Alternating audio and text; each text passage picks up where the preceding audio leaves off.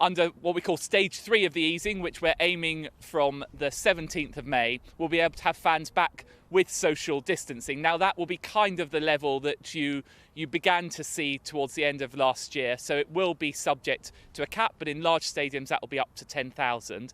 I know that for many sports, most sports, that's still not viable for them.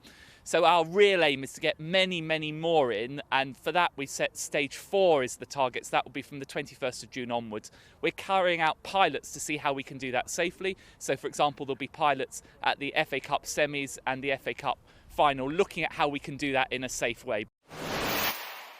We need the fans back for that atmosphere, that adrenaline, and just to get out and to be able to experience sport again live.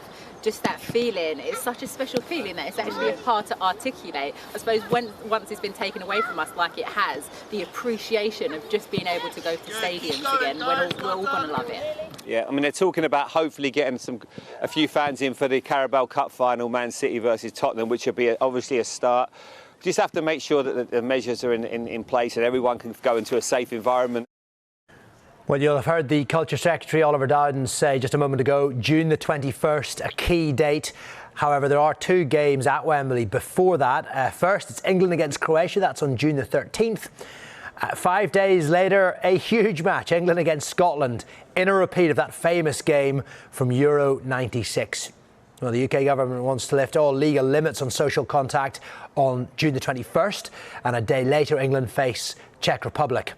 And there's a round of 16 game at Wembley as well. That's on June the 26th. And of course, all eyes will be on the National Stadium for the tournament's finale. Both semis are there on July the 6th and 7th. And the final will take place at Wembley on Sunday, July the 11th.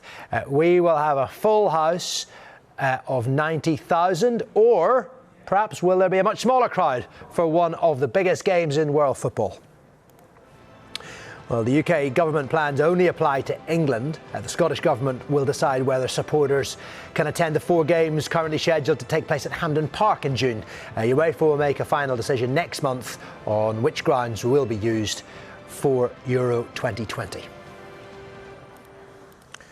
So it is the day that so many of us up and down the country have really had in our calendars. We've been waiting for this. Outdoor sport now permitted across England for the first time since early January.